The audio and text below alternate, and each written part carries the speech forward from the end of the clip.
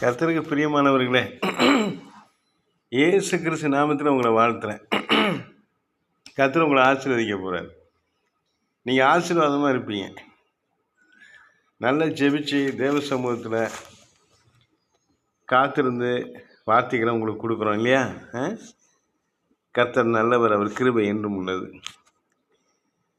சில பேர் பார்த்திங்கன்னா சொந்த ஞானத்தில் சொந்த பலத்தில் நிறைய நல்லா சாதிப்பாங்க. சில பேருக்கு அந்த சொந்த பலன் இருக்காது. சொந்த பலனும் சில பேருக்கு இருக்கும்.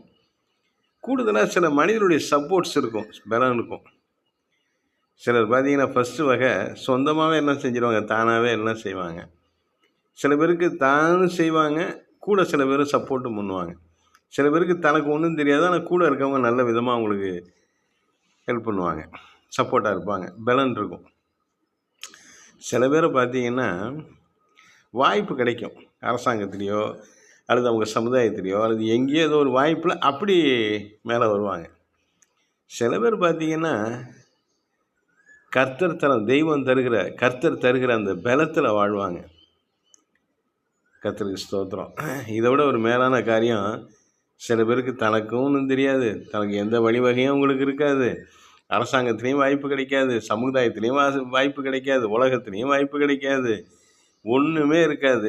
கர்த்தரும் எதுவும் கொடுக்க மாட்டார்.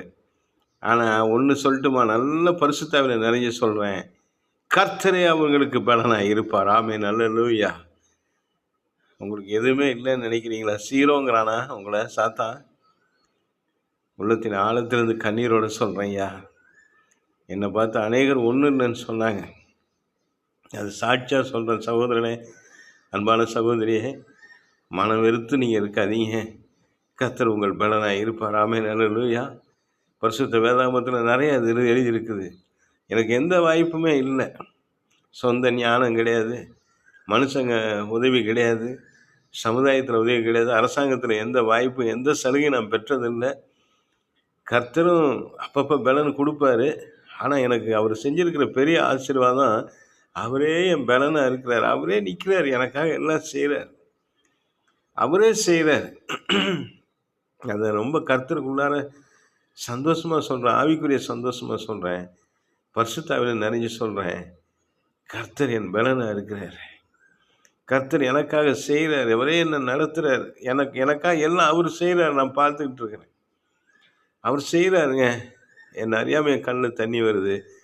அவருக்கு நான் எப்படி நன்றி சொல்லுவேன்? அவ்வளோ பெரிய தெய்வம் என்னோடு இருக்கிறார். ஆமென்.